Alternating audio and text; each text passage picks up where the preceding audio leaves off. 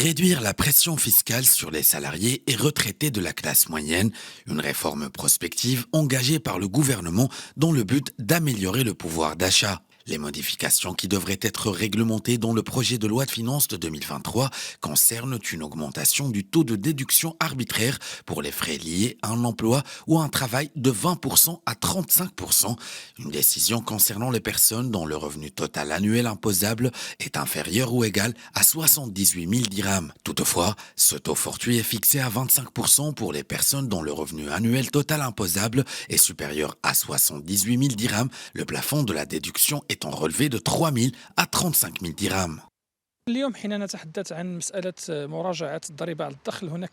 Lorsque l'on évoque la baisse de l'impôt sur le revenu, on bute sur deux écueils principaux. Le premier se rapporte au budget de l'État qui doit rester stable. Chaque révision du taux de l'impôt sur le revenu peut se répercuter sur les revenus étatiques. Le deuxième écueil lui concerne le pouvoir d'achat de la classe moyenne, composée majoritairement d'employés du secteur public. Cette catégorie a mal vécu l'inflation due à la pandémie et subit toujours ses conséquences.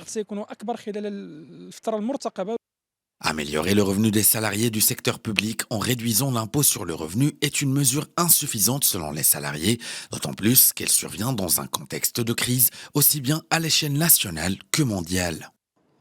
Je ne sais pas si cette décision a été ratifiée ou pas encore. Dans tous les cas, cette décision n'est vraiment pas suffisante pour améliorer notre pouvoir d'achat. S'ils veulent vraiment nous aider, il faut qu'ils baissent le taux d'une manière très significative. La réduction de l'impôt sur le revenu approuvée par le gouvernement coûtera à ce dernier un budget important, d'où l'urgente implication d'autres secteurs, y compris celui des travailleurs indépendants, pour atteindre un équilibre fiscal pérenne.